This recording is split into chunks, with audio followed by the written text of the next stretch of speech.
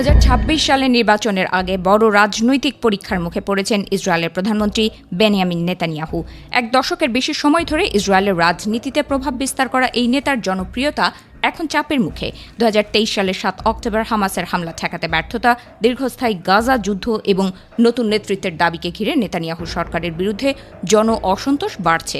যদিও নেতানিয়াহুর এখনও শক্তিশালী সমর্থক গোষ্ঠী রয়েছে, তবে বিভিন্ন জনমত জরিপে দেখা যাচ্ছে আগামী নির্বাচনে তার নেতৃত্বাধীন জোটকে সংসদে সংখ্যাগরিষ্ঠতা ধরে রাখতে কঠিন লড়াই করতে হতে পারে।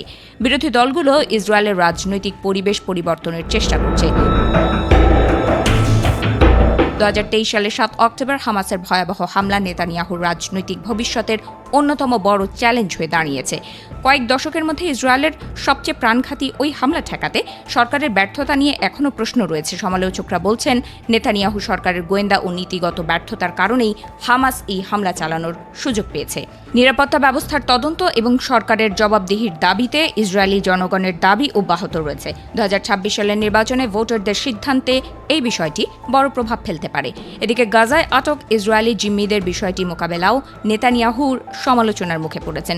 অনেকেরই অভিযোগ, যুদ্ধ পরিচালনা এবং জিম্মিদের নিরাপদে ফিরিয়ে আনার বিষয়ে নেতানিয়াহুর পদক্ষেপ যথেষ্ট কার্যকর ছিল না। যদিও গাজায় যুদ্ধবিরতি হয়েছে এবং জিম্মি সংকটের অবসান ঘটেছে, তবুও দীর্ঘ সময় ধরে চলা যুদ্ধ ও এর পরিণতি নিয়ে নেতানিয়াহুর ওপর চাপ অব্যাহত রয়েছে। নেতানিয়াহুর জন্য আরেকটি বড় উদ্বেগ হলো ইরান এবং ইরান সমর্থিত লেবাননের গোষ্ঠীর সঙ্গে চলমান উত্তেজনা।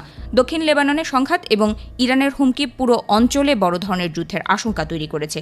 ইসরায়েল সত্যি ইরান ও লেবানন যুদ্ধে বিজয় অর্জন করেছে কিনা এ নিয়ে ইসরায়েলি জনগণের মধ্যে মতভেদ রয়েছে। ইসরায়েলের ন্যাশনাল সিকিউরিটি স্টাডিজ ইনস্টিটিউটের এক জরিপ অনুযায়ী মাত্র 15% মানুষ মনে করেন ইসরায়েল যুদ্ধে জয়ী হয়েছে।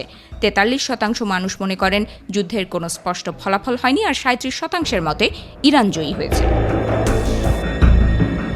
এদিকে নেতানিয়াহুর ডানপন্থী ও ধর্মীয় দলগুলোর ওপর নির্ভরশীল জোট সরকারও তার জন্য বড় চ্যালেঞ্জ।